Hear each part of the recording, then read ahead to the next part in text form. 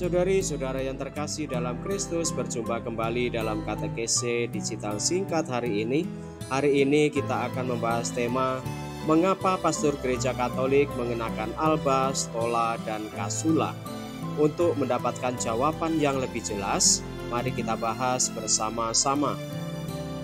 Saudari-saudara terkasih, busana liturgi yang dikenakan imam dalam misa telah mengalami perkembangan dari waktu ke waktu. Meskipun demikian, sejak masa-masa awal gereja, busana liturgi telah dikenakan oleh para imam untuk merayakan misa. Meskipun para imam di Perjanjian Lama mengenakan busana liturgi dalam ritus liturgi mereka, busana Katolik sebenarnya bukanlah adaptasi dari busana tersebut. Sebaliknya, busana orang Katolik berkembang dari busana dunia Yunani Romawi, termasuk budaya keagamaan. Meskipun demikian, gagasan Perjanjian Lama tentang mengenakan jenis pakaian khusus dalam pelaksanaan ritus liturgi mempengaruhi gereja. Santo Jerome menegaskan, agama ilahi memiliki satu busana dalam pelayanan hal-hal suci, yang lain dalam hubungan dan kehidupan sehari-hari. Dalam perjalanan waktu, gereja terus menyempurnakan siapa yang mengenakan apa, kapan dan bagaimana, hingga sekitar tahun 800 ketika norma-norma liturgi untuk busana pada dasarnya distandarisasi dan akan tetap demikian hingga pembaruan setelah Konsili Vatikan II. Hingga saat ini, untuk perayaan misa, seorang imam mengenakan alba, stola, dan kasula. Dengan diundangkannya Misale Romawi baru pada tahun 1969, penggunaan manipel dihentikan. Pertama, alba. Alba adalah pakaian panjang berwarna putih yang panjangnya dari bahu hingga mata kaki dan lengannya panjang hingga ke pergelangan tangan. Kata alba berarti putih. Alba adalah bagian luar yang umum dikenakan di dunia Yunani Romawi. Tujuan spiritualnya mengingatkan imam akan baptisannya. Tujuan ia mengenakan pakaian putih adalah untuk menandakan kebebasannya dari dosa, kemurnian hidup baru, dan martabat Katolik. Selain itu, Kitab Wahyu menggambarkan orang-orang kudus yang berdiri di sekitar altar anak domba di surga. Mereka ini adalah orang-orang yang telah selamat dari masa pencobaan yang besar. Mereka telah mencuci jubah mereka dan membuatnya putih di dalam darah anak domba.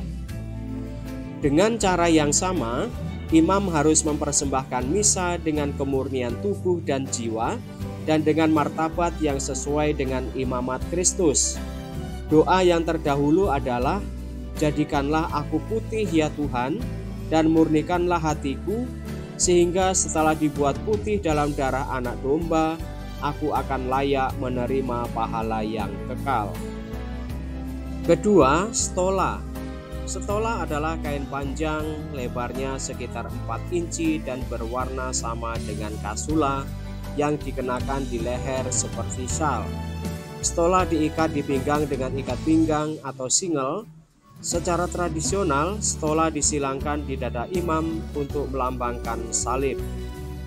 Stola mengingatkan imam tidak hanya tentang otoritas dan martabatnya sebagai seorang imam, tetapi juga tentang tugasnya untuk memberitakan firman Tuhan dengan keberanian dan keyakinan.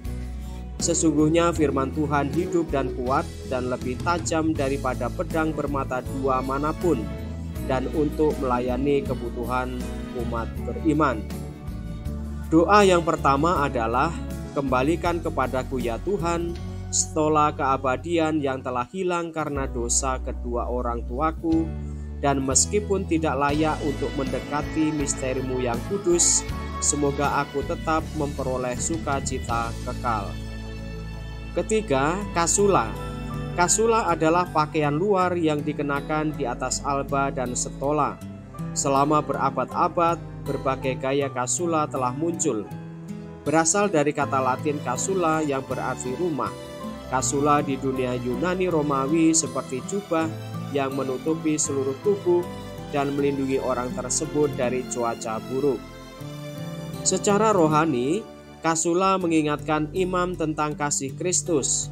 Di atas segala kebajikan ini kenakanlah kasih yang mempersatukan dan menyempurnakan semuanya. Doa yang pertama adalah, "Ya Tuhan yang telah berkata, kuk yang kupasang itu enak dan bebanku ringan. Buatlah agar aku dapat memikulnya sehingga layak menerima kasih karunia-Mu." Pada abad pertengahan, muncul dua penafsiran populer tentang makna busana. Yang paling umum menafsirkan busana sebagai simbol sengsara Yesus, penutup mata amike, dan pakaian alba saat ia diejek dan dipukuli, tali dan belenggu sincure atau singel yang mengikatnya selama pencabukan, salib atau stola yang ia pikul, dan pakaian tanpa jahitan kasula yang diperebutkan para prajurit dengan dadu.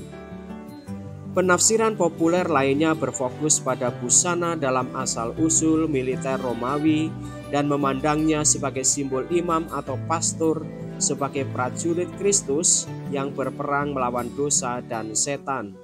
Secara keseluruhan, busana yang digunakan dalam misa memiliki dua tujuan. Oleh karena itu, busana ini hendaknya melambangkan fungsi dari setiap pelayanan. Namun, pada saat yang sama, busana ini hendaknya juga memberikan kontribusi bagi keindahan ritus. Lebih jauh, busana ini mengilhami imam dan seluruh umat beriman untuk merenungkan kekayaan simbolismenya. Demikianlah saudari-saudara pembahasan kita tentang mengapa pastor gereja Katolik memakai alba, stola, dan kasula. Semoga menambah pengetahuan iman kita. Salam.